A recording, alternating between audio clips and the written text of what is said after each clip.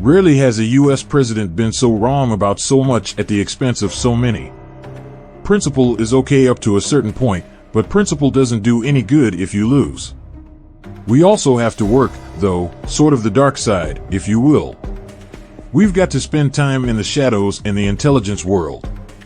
A lot of what needs to be done here will have to be done quietly, without any discussion, using sources and methods that are available to our intelligence agencies.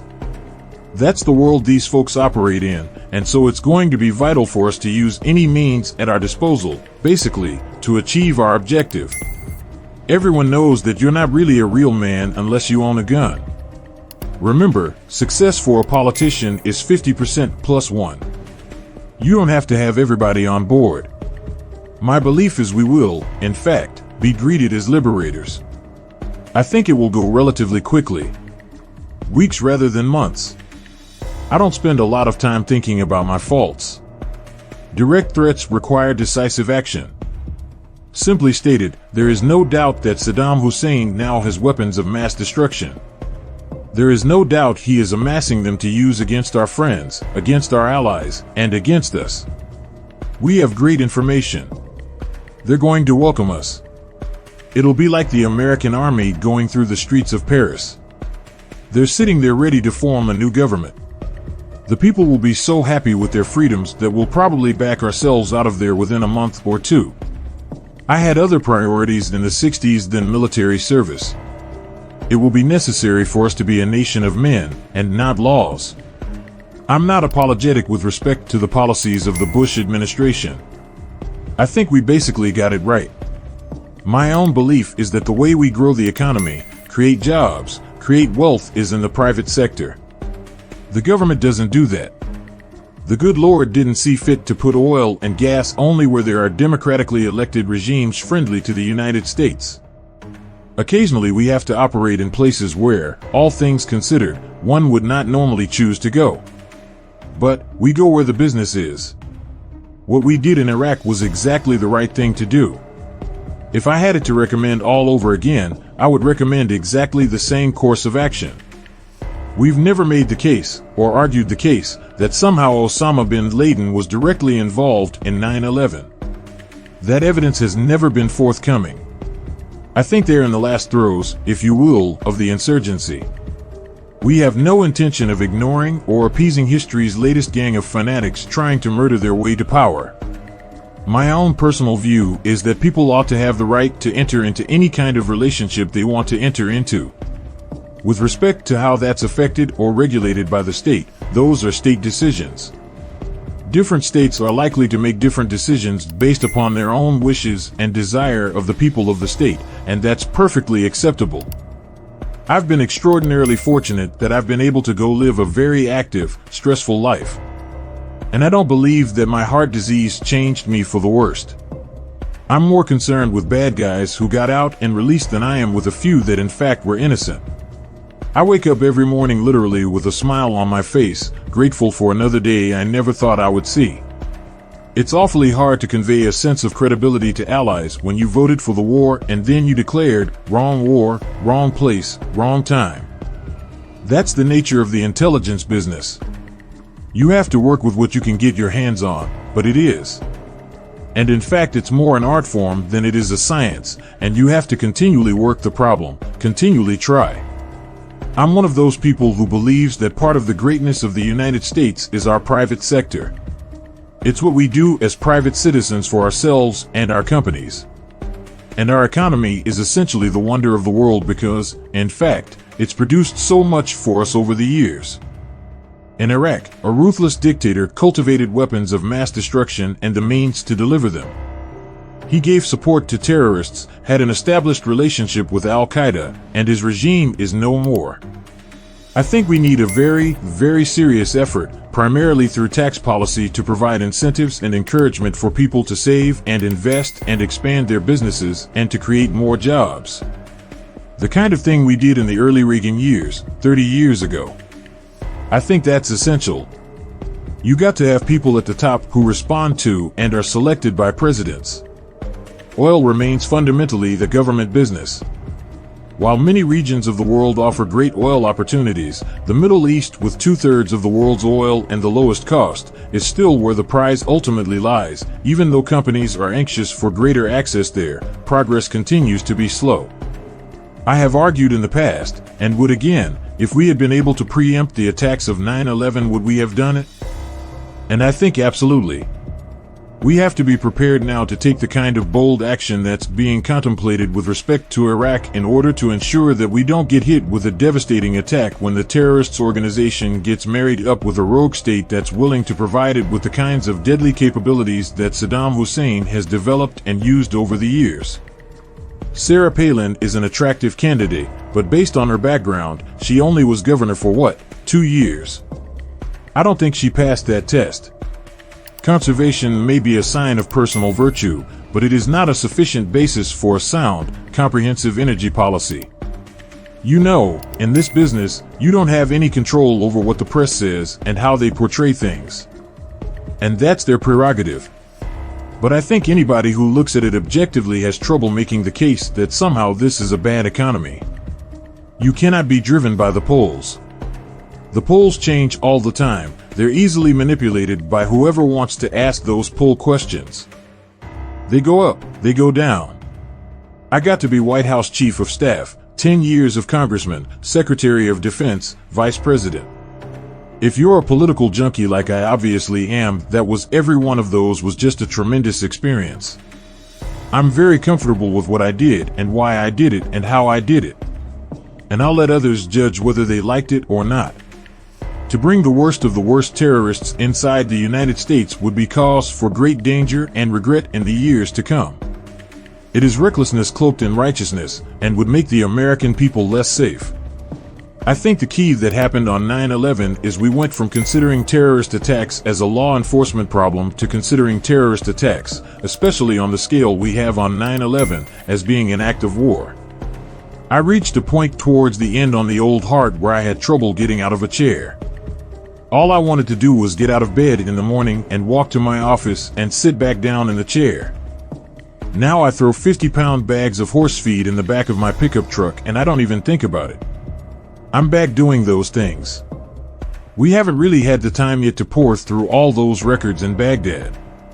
We'll find ample evidence confirming the link, that is the connection, if you will, between Al-Qaeda and the Iraqi intelligence services. They have worked together on a number of occasions. And the fact of the matter is there were thousands of people that went through those training camps in Afghanistan. We know they are seeking deadlier weapons, chemical, biological, and nuclear weapons, if they can get it. When we get people who are more concerned about reading the rights to an Al-Qaeda terrorist than they are with protecting the United States against people who are absolutely committed to do anything they can to kill Americans, then I worry. I mean, it's not just one day you get up, bang, and you got Osama bin Laden. It's the kind of thing where an awful lot of people over a long period of time, thousands, have worked this case and these issues and followed on the leads and captured bad guys and interrogated them and so forth. I think you cannot be blown off course by the fluctuations in the public opinion polls. The Middle East, with 2/3 of the world's oil and lowest cost, is still where the prize ultimately lies. I had a reputation of being somewhat moderate, partly, I think, because I wasn't a bomb thrower like some of my conservative colleagues, and partly because I got along with people all across the political spectrum. In our own country, we take democratic values seriously, and so we always have a vigorous debate on the issues. That's part of the greatness of America, and we wouldn't have it any other way. We have to deal with this new type of threat in a way we haven't yet defined. With a low probability, high impact event like this. If there's a 1% chance that Pakistani scientists are helping Al-Qaeda build or develop a nuclear weapon, we have to treat it as a certainty in terms of our response. The United States may well become the target. We're fighting a war on terror because the enemy attacked us first and hit us hard.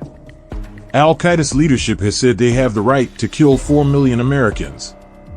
For nearly 6 years now, the United States has been able to defeat their attempts to attack us here at home. Nobody can guarantee that we won't be hit again.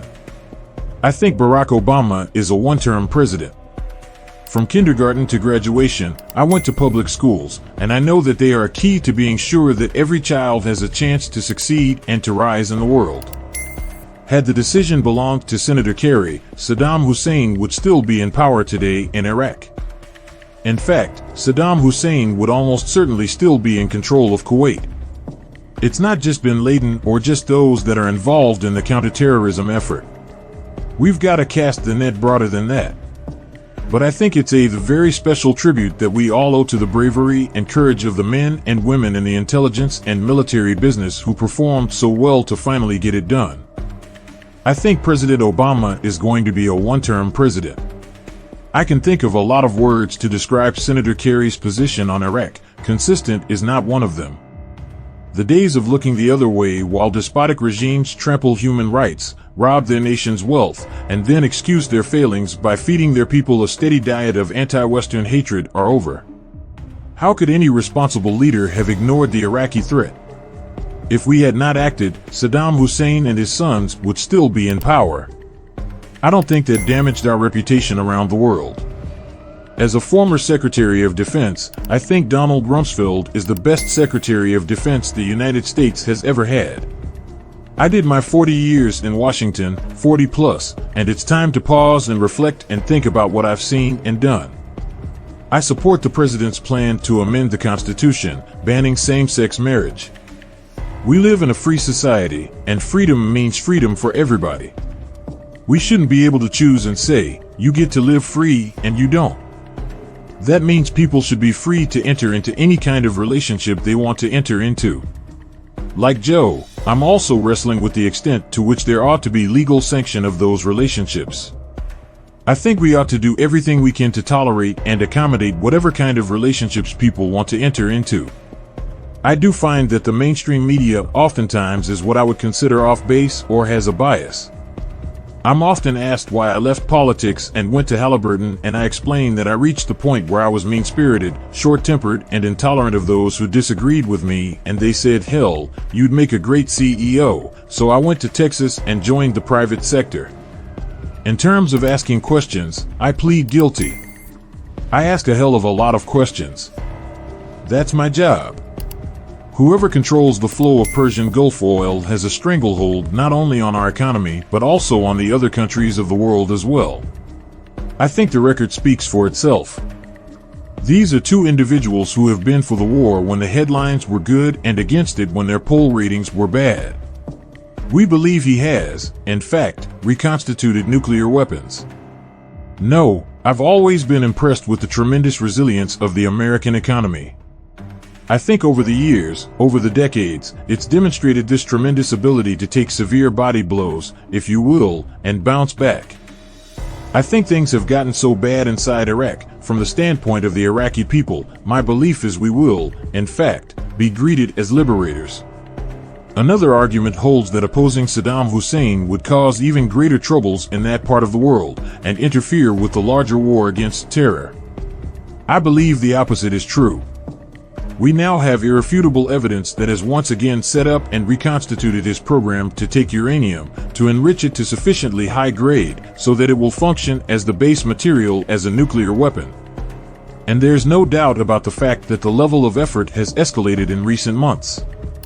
We need to have a pro-growth policy put in place that offers people hope and offers the opportunity for businesses to expand and for them to have confidence in what the world is going to look like for the next 2 or 3 or 4 years with respect to economic policy.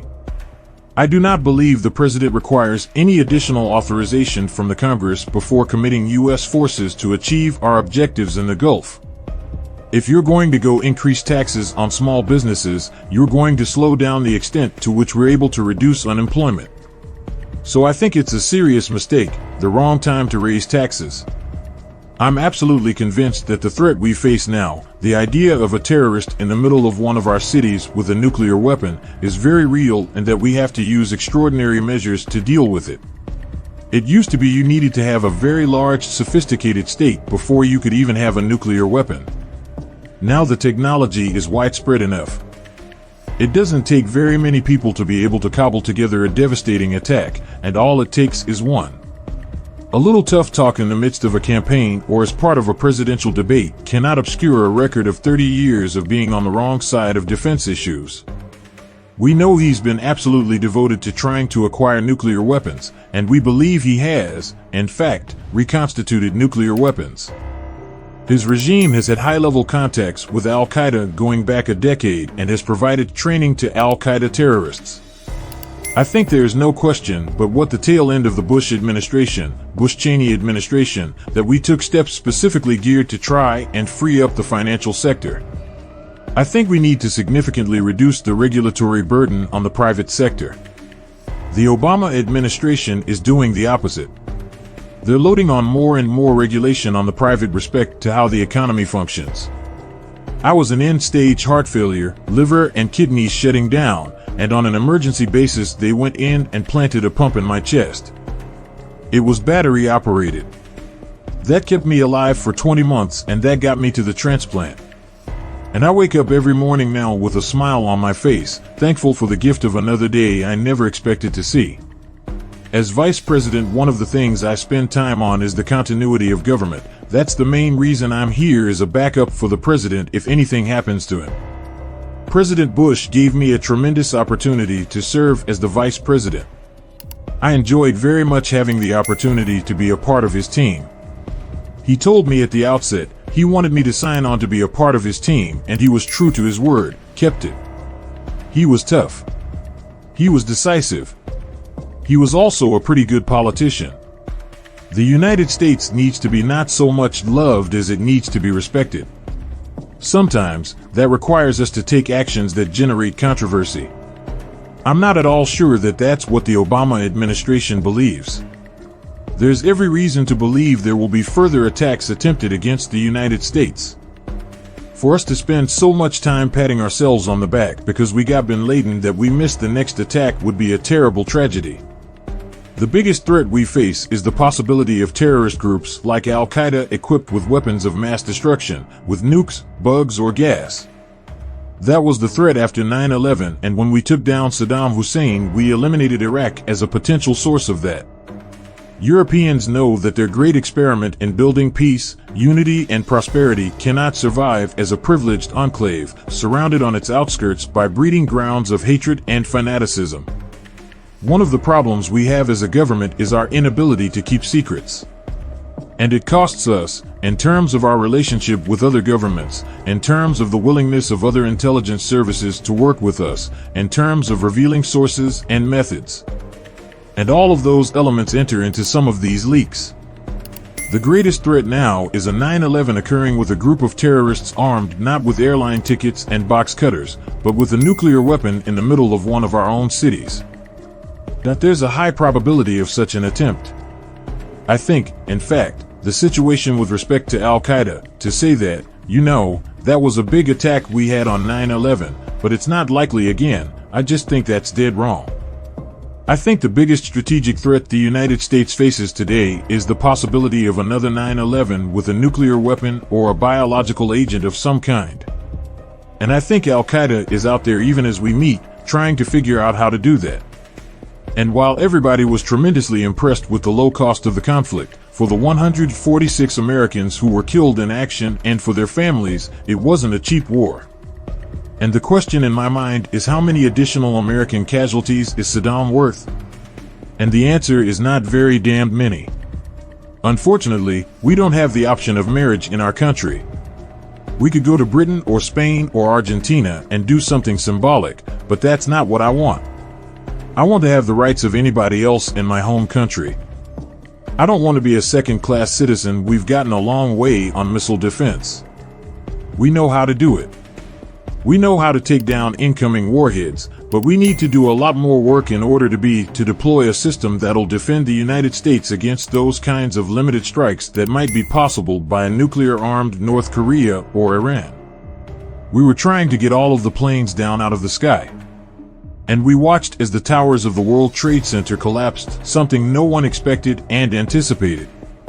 And you could sit there and see and be aware that thousands of people were at that moment being killed as a result of the terrorist attacks that struck the United States. If we're successful in Iraq, we will have struck a major blow right at the heart of the base, if you will, the geographic base of the terrorists who have had us under assault now for many years, but most especially on 9/11. We urge all democratic nations and the United Nations to answer the Iraqi Governing Council's call for support for the people of Iraq in making the transition to democracy.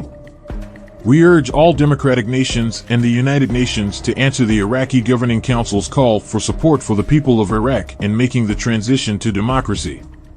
Senator Kerry says he sees two Americas. It makes the whole thing mutual. America sees two John Kerrys. Like many Americans, I've always been intrigued by Bill Clinton. I obviously didn't always agree with him, enjoyed running against his legacy in 2000, when Al Gore was his designated successor, but I don't have anything negative I would say about Bill Clinton. The important thing here to understand is that the people that are at Guantanamo are bad people. I mean, these are terrorists for the most part. Because if we make the wrong choice, then the danger is that we'll get hit again, that we'll be hit in a way that will be devastating from the standpoint of the United States, and that we'll fall back into the pre-9/11 mindset, if you will, that in fact these terrorist attacks are just criminal acts, and that we're not really at war. I think that would be a terrible mistake for us. I have not suggested there's a connection between Iraq and 9/11, but there's clearly an established Iraqi track record with terror.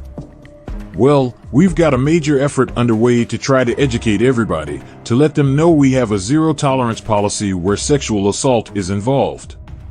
People tell me that Senator Edwards got picked for his good looks, his sex appeal, and his great hair. I say to them, how do you think I got the job? I'm not a big fan of President Obama. I think he's been one of our weakest presidents. I just fundamentally disagree with him philosophically.